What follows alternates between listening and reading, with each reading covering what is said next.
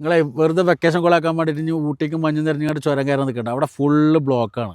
അടുക്കം വെക്കില്ല അങ്ങോട്ട് എടുക്കാൻ കഴിഞ്ഞില്ല. അപ്പൊ നിങ്ങൾക്ക് ഫാമിലി ആയിട്ട് അടിച്ചു പൊളിക്കാൻ പറ്റിയ ഒരു വൈറൽ ആവാൻ പോകുന്ന ഒരു സ്പോട്ട് ഇട്ടുണ്ട് അതെ അല്ലേ?